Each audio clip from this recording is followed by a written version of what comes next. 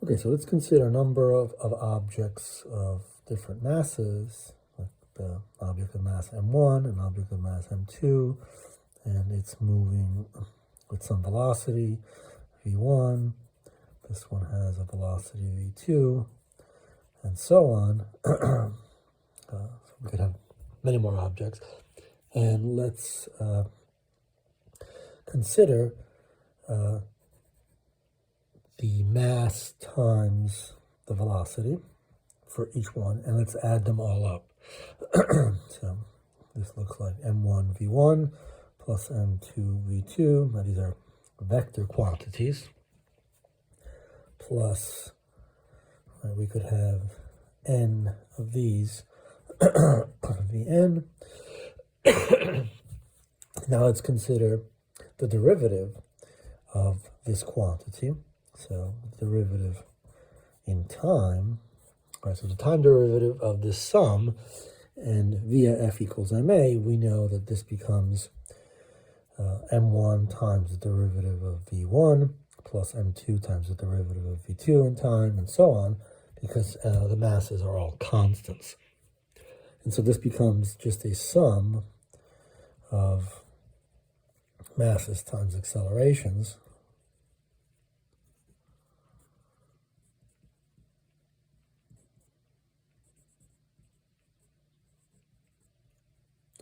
It looks like that. And of course, via f equals ma, this looks like a sum of forces.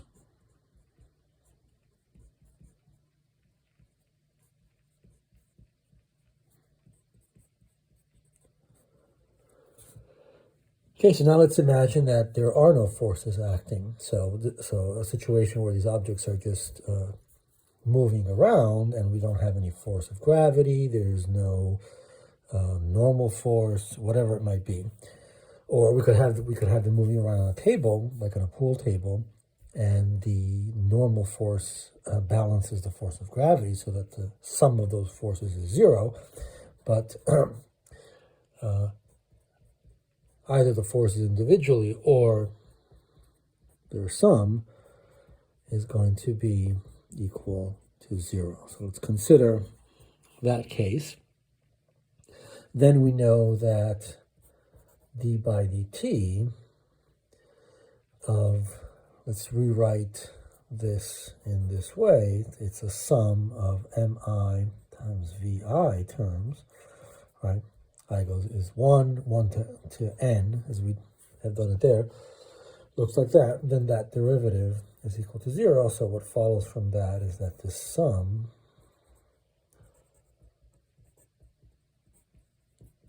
is is unchanged. Right? That's a constant. And so we use the symbol P for pi, for mi vi, and we refer to it as momentum, or more specifically, linear momentum. So if the sum of the forces is 0, then P initial equals P final.